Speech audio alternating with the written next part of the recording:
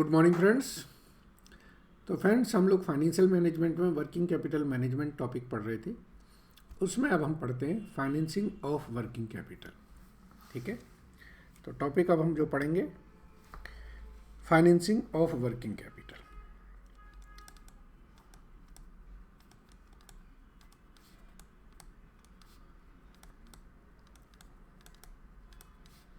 ठीक है,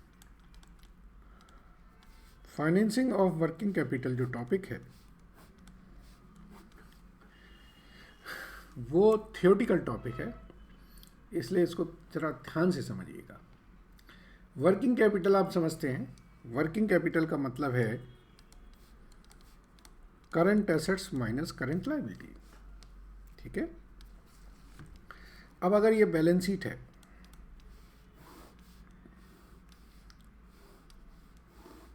ठीक है, और बैलेंस शीट में यहाँ पर करंट एसेट्स हैं, सपोज कर लीजिए 1000 की हैं, यहाँ फिक्स एसेट्स हैं 500 की, यहाँ करंट लायबिलिटी है मान लीजिए 200 की।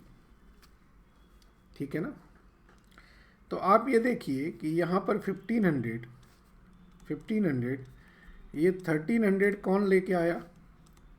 Share holder. ठीक है ना, शेयर होल्डर फंड, या इसको हम कह दें कैपिटल।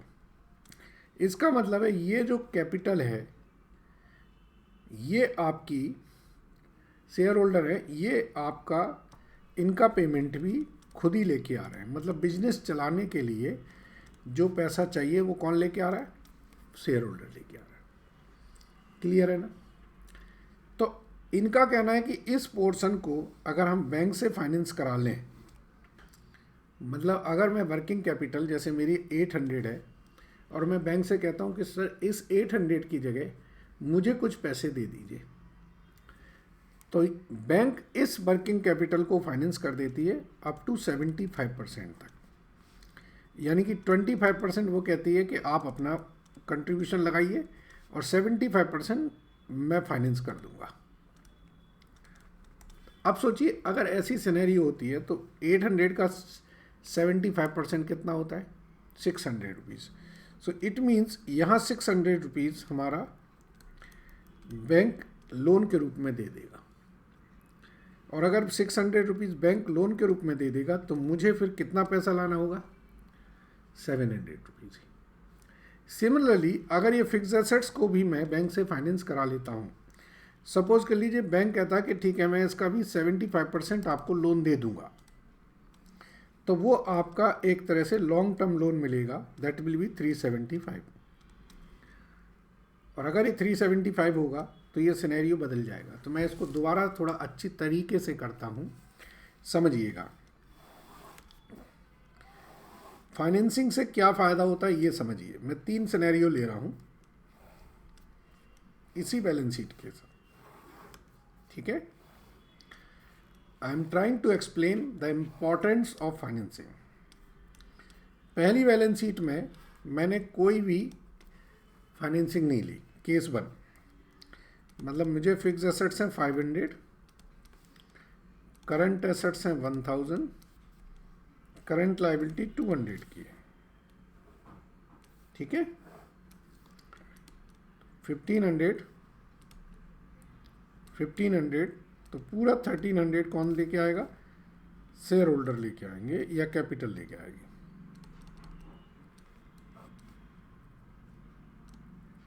ठीक है, अब सपोज करिए ये जो आपकी वर्किंग कैपिटल है 800, इसके लिए आपको वर्किंग कैपिटल फाइनेंस मिल गया या लोन मिल गया, तो वो कितना मिल जाएगा? 75% of working capital, this will be 600 rupees. तो अगर ये 600 रुपीज़ आता है, केस सिंपल सेम ही है, बैलेंस शीट का साइज भी सेम है, लेकिन इस केस में मेरा खुद का पैसा डालने का पोर्शन कम हो गया। ठीक है ना, क्योंकि 600 फिर मुझे नहीं लाने पड़ेंगे, मैंने बैंक से अरेंज कर लिए। तीसरा केस ये है कि मैंने फिक्स एसेट्स का भी जो लोन है उसका भी मैंने अरेंजमेंट बैंक से करा लिया। अब मैंने एक लॉन्ग टर्म लोन ले लिया फिक्स एसेट्स के लिए 75%। तो मैंने 500 की फिक्स एसेट्स ली, 600 रुपीज़ मेरे को वर्किंग कैपिटल लोन से मिल गए। ठीक है, तो अब मुझे कितना पैसा लेना है? 325, केस 3। तो आपने ये फाइनेंसिंग का इम्पोर्टेंस देखा कि जैसे ही मैंने वर्किंग कैपिटल फाइनेंस करी, मैंने जैसे ही वर्किंग कैपिटल फाइनेंस की, ड्रास्टिकली मुझे जो पैसा लगाना था वो मेरा रिड्यूस हो गया। और यही बेनिफिट होता है बैंक से लोन कराने का। हम बड़े साइज की ऑपरेशंस कर सकते हैं with the help of the banks. ठीक है, तो ये बेनिफिट है आपका वर्किंग कैपिटल फाइनेंस कराने का। अब आप देखिए, चलिए मैं थ्योरी पढ़ता हूँ। After determining the amount of working capital, the next step is to taken by the finance manager to arrange the funds. ठीक है, तो फंड्स कैसे अरेंज होते हैं? फंड्स हमारे पास दो तरीके से अरेंज होते हैं। एक है हमारा स्पॉन्टेनियसली फंड्स। स्पॉन्टेनियस फंड्स कौन होते हैं? जो मेरे पास अवेलेबल है, जैसे कि ट्रेड क्रेडिट। ट्रेड क्रेडिट का मतलब है मैंने आपका उधार पे माल लिया, क्रेडिटर से माल आ गया मेरे पास लेकिन पेमेंट नहीं की मैंने, तो ये स्पॉन्टेनियस क्रेडिट है। एम्प्लॉई हमारे यहाँ काम कर रहा है, पेमेंट तो हम उसके 1 तारीख से 30 तारीख के बाद 7 तारीख या 10 तारीख को देंगे। तो एम्प्लॉयज़ की जो पेमेंट है, एक तरह से एम्प्लॉयज़ भी हमें क्रेडिट दे रहा है।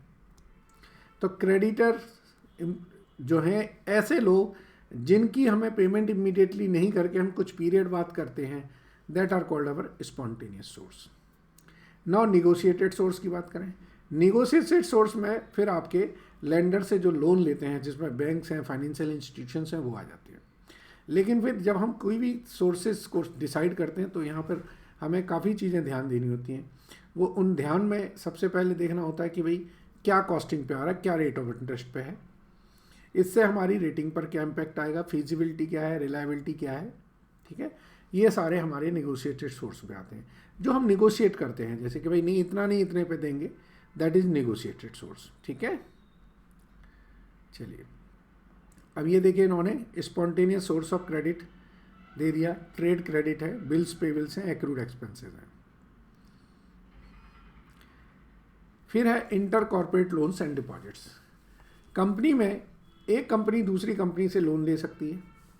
ठीक है, तो उसमें क्या है, आप अनसिक्योर्ड लोन्स ले लेते हैं फ्रॉम दी कॉर्पोरेट्स और फ्रॉम दी बैंक्स ऑल्सो। ठीक है, अनसिक्योर्ड लोन्स में बेसिकली आप जो भी इंटरेस्ट पे करेंगे वो रहेगा, but unsecured loan definitely for short term period होते हैं। तो हम पढ़ते हैं समटाइम्स इंटर कॉर्पोरेट लोन्स पढ़ रहे हैं। Sometimes organisation have surplus fund invested for short term period with other organization. The rate of interest will be higher than the bank rate of interest and depend on the financial soundness of the borrowing company. Suppose करिए bank है, bank से loan मिल रहा है 12% पे। अगर मैं bank में पैसा जमा करता हूँ तो एफडी पे मुझे 7-8% मिलता है। तो मैं किसी अगर कंपनी को लोन दे दूँ तो वो मुझे 12 से 15% का ब्याज देने के लिए रेडी हो जाएगी। तो मेरे पास सरप्लस फंड है, मैंने कहा बैंक में देने से अच्छा मैं कंपनी को दे देता हूँ। ठीक है, now this is commercial paper. Commercial paper की शॉर्ट नोट आती है, इसलिए इसे ध्यान से पढ़िएगा।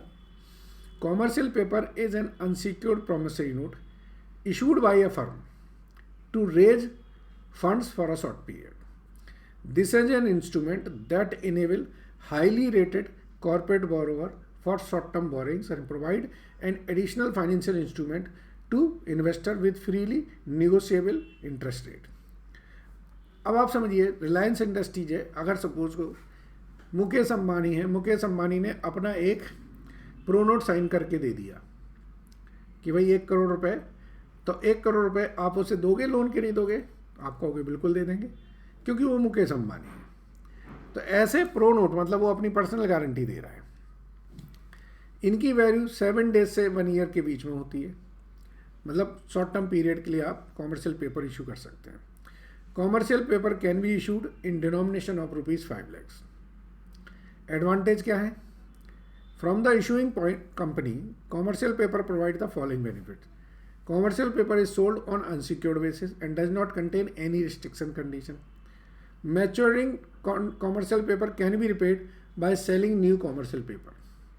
हम एक नया कॉमर्शियल पेपर बेच के, मतलब एक नया हम चेक काट के या नया प्रो नोट दे के उससे जो पैसे आए उससे पुराना सीपी पे कर सकते हैं. Maturity of CP can be tailored to suit the requirement of the issuing firms. उसमें हम प्रो नोट में अपने हिसाब से लिख सकते हैं कि भाई हम 3 महीने देंगे, 4 महीने बाद देंगे, 100 डेज बाद देंगे, 120 डेज बाद देंगे, any day. Okay. Generally the cost of CP of the two the issuing firm is lower than the cost of commercial bank loan. ठीक है, क्योंकि इंटर कॉर्पोरेट्स में होते हैं तो सस्ता पड़ जाता है और फॉर्मेलिटीज भी नहीं होती है. However CP as a source of financing has its own limitation. Only highly credit rating firms can use it. पहली लाइन में आ गया only highly credit rating firms, जिनकी ट्रिपल ए रेटिंग है, रिलायंस है, टाटा है, बिड़ला है, ये लोग अगर इशू करते हैं तो आप जानते हैं कि भाई ये पैसे मेरे मार में नहीं जाएंगे. CP can neither be redeemed before maturity nor can be extended beyond maturity. ये सीपी अगर है तो 3 महीने का अगर सीपी इशू हुआ है तो 3 महीने बाद उसे पे करना ही होगा, चाहे वो आप नया सीपी इशू करके पुराना पे कर दें. क्लियर है ना?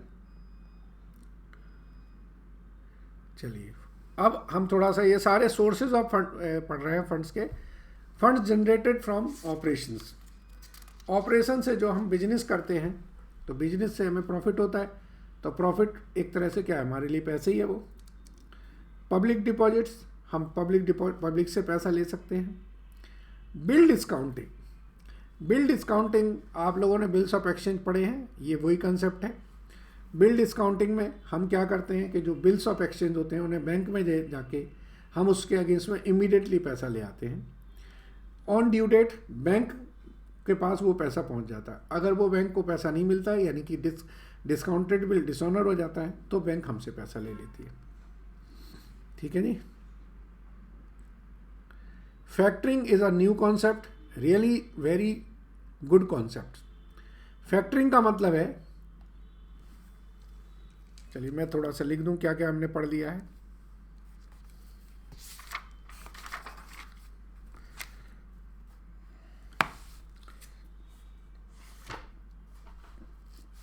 सो हम पढ़ रहे थे सोर्सेज ऑफ फाइनेंस. फाइनेंस के क्या क्या सोर्सेज हो सकते हैं. नंबर 1 पढ़ा हमने ट्रेड क्रेडिट, जो उधार ले लेते हैं हम क्रेडिटर से. ठीक है. Number 2 bills payable. Number 3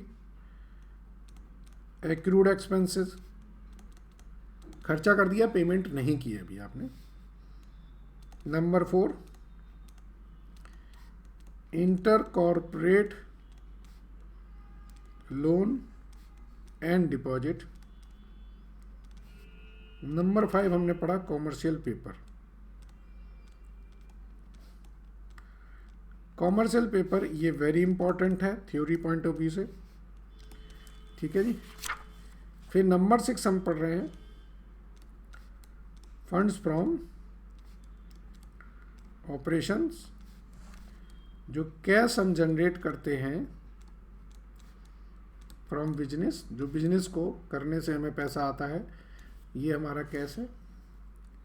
number 7 public deposit, public से ले लेते हैं. Number 8 bill discounting. Number 9 bill rediscounting. Number 10 factoring. Factoring भी बहुत इंपॉर्टेंट और नया कॉन्सेप्ट है. क्या होती है फैक्टरिंग, समझिए. फैक्टरिंग में आप बेसिकली जो अपने रिसीवेबल्स होते हैं,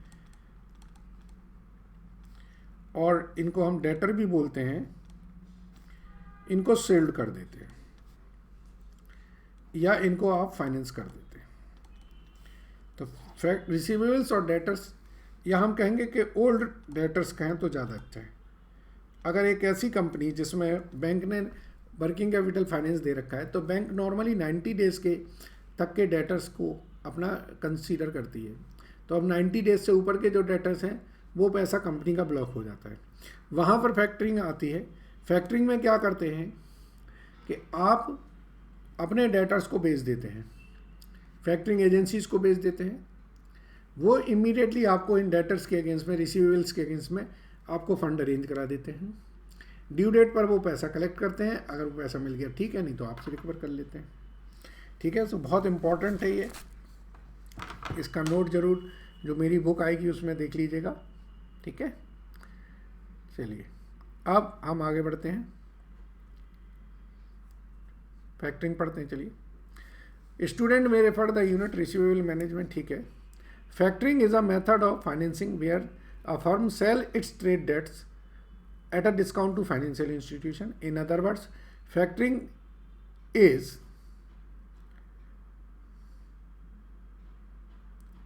a continuous arrangement between a financial institution and a firm who sells the goods to trade customer as debtor. As per this arrangement, the factors यानी कि financial institution purchase the client debtors including account receivable either with or without recourse to the client and thus exercise control over the credit extended to the customer. Difference between factoring and bill discounting है, factoring is called invoice factoring, whereas bill discounting is called invoice discounting. In factoring, the parties are known as client, factor and debtor, whereas the bill discounting they are known as drawer, drawee and payee. Factoring is a sort of management of book debts, whereas bill discounting is a sort of borrowing from commercial bank. From factoring, there is no specific, whereas in the case of bill discounting, the negotiable instrument act is applicable. तो ये differences भी exam में आते हैं। Now friends, अब हम पढ़ते हैं working capital finance from banks. Friends, working capital finance जो मैंने अभी आपको समझाया कि बैंक आपको वर्किंग कैपिटल देती है और वर्किंग कैपिटल के लिए लोन देती है, लेकिन उससे पहले बैंक वर्किंग कैपिटल की असेसमेंट करती है। तो इसमें एक इम्पॉर्टेंट आता है जो कॉन्सेप्ट, वो आता है कि बैंक वर्किंग कैपिटल की फाइनेंस करती कैसे है। उससे पहले बैंक के कितने तरीके के बैंक लोन देती है वो समझ लीजिए। कैश क्रेडिट, सीसी लिमिट जिसे हम बोलते हैं, bank overdraft, bill discounting, bill acceptance, line of credit, letter of credit, ठीक है, बैंक गारंटी। बैंक गारंटी और letter of credit, these are basically non fund based limits, whereas bank issue a guarantee, bank आपके behalf पर guarantee issue करती है, तो bank की ये फी बेस्ड इनकम होती है। अब हम पढ़ते हैं MPBF, ये बहुत इंपॉर्टेंट कॉन्सेप्ट है, समझ ही लीजिएगा।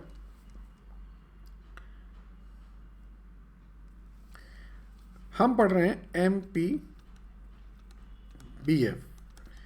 MPBF का मतलब है मैक्सिमम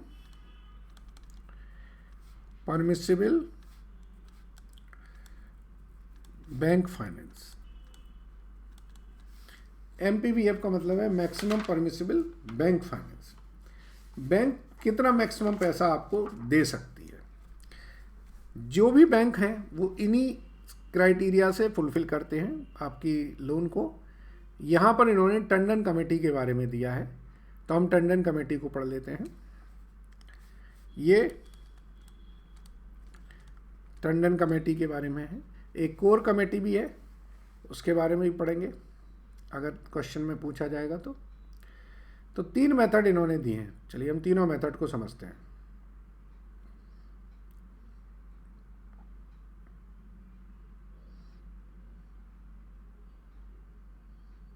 चलिए, first method, second method, third method. ठीक है जी, पहले हम फर्स्ट मेथड करते हैं। फर्स्ट मेथड में टोटल करंट एसेट्स,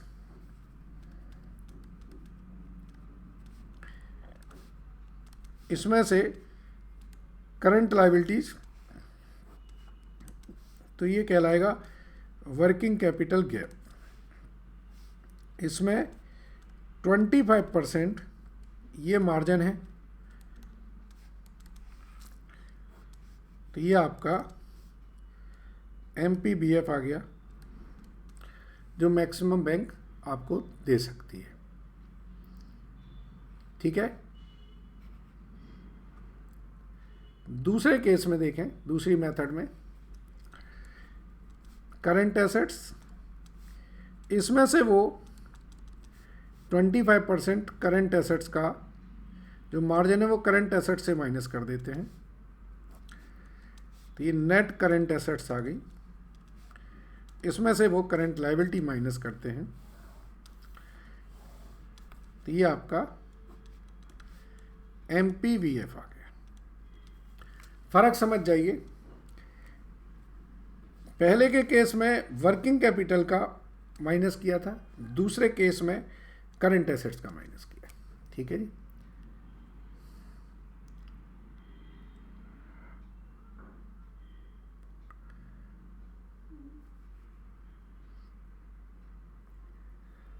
अब तीसरा केस देखते हैं। तीसरी मेथड में हमें करंट एसेट्स लिखेंगे। क्वेश्चन में कोर करंट एसेट दे रखी होंगी, इसके बाद इसमें से पहले 25% मार्जिन हटाते हैं, जो बचता है उसमें से करंट लायबिलिटीज हटाते हैं, तो ये आपका MPBF निकलता है। ये तीनों मेथड हैं बेसिकली। ये सबसे ज़्यादा मतलब कंजर्वेटिव है, सबसे ज़्यादा कंजर्वेटिव ये मेथड है, क्योंकि इसमें से कोर करंट एसेट्स भी हटा देते हैं, उसके बाद फिर जो बचती है उसमें मार्जिन हटाते हैं। चलिए,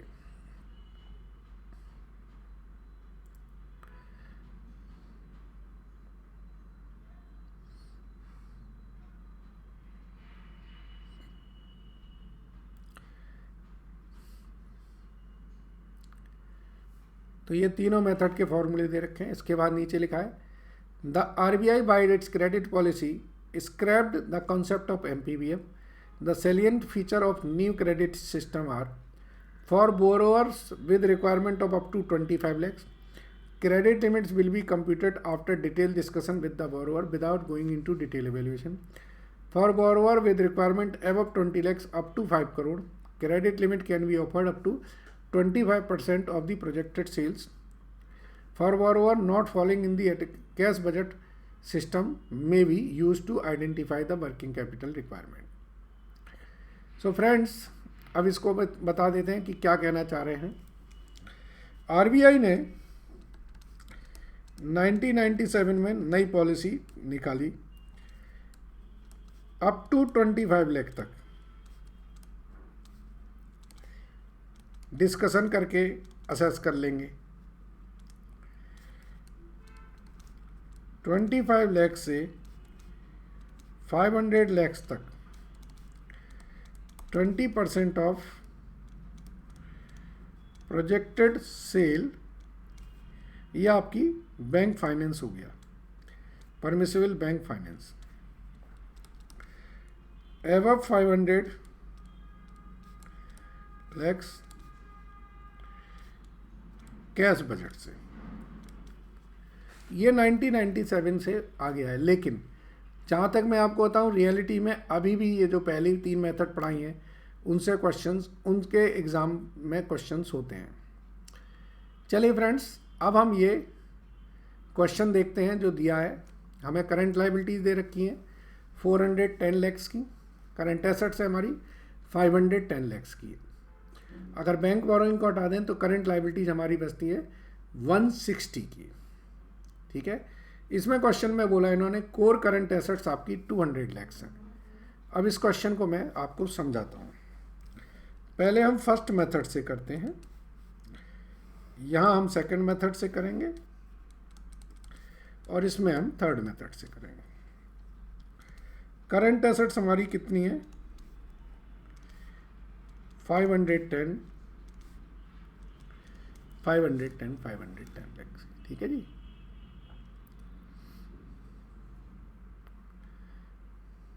करंट लायबिलिटीज कितनी है, करंट लायबिलिटीज है आपकी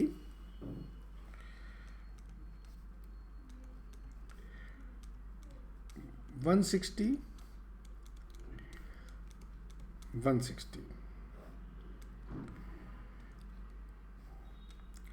सो वर्किंग कैपिटल यहाँ पर आया 350, 25% तो मार्जिन है जो उन्हें देना है, तो 350 का 25% यानी कि 87.5। तो जो MPBF आएगी यह आई हमारी 262.5। दूसरी मेथड में इन्होंने कहा था 25% मार्जिन आप यहाँ से माइनस कर दीजिए, तो 127.5, तो हमारा बचता है 382.5। तो MPBF आएगा 222.5। इन्होंने कहा आप इसमें से पहले कोर करंट एसेट्स माइनस करें, फिर उसमें 25% अपना मार्जिन कम करें।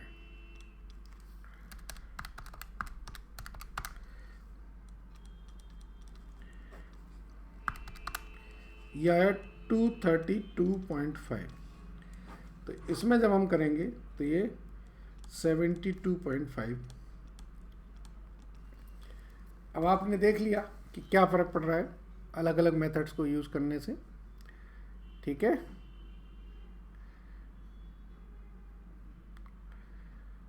चलिए, ये तीनों मेथड से मैंने सॉल्व करके दिया। बेटर है आप इस तरीके से करें तो आपको ज़्यादा अच्छा समझ में आएगा। चलिए फ्रेंड्स, तो आई होप ये लेक्चर आपको बहुत यूज़फुल रहेगा। थ्योरी है, प्रैक्टिकल है, मैंने थोड़ा सा इनसाइट इन्फॉर्मेशन दी है आपको। जब आप इसकी बुक से स्टडी करेंगे तो बहुत अच्छी डिटेल में नॉलेज मिलेगी। Thank you very much.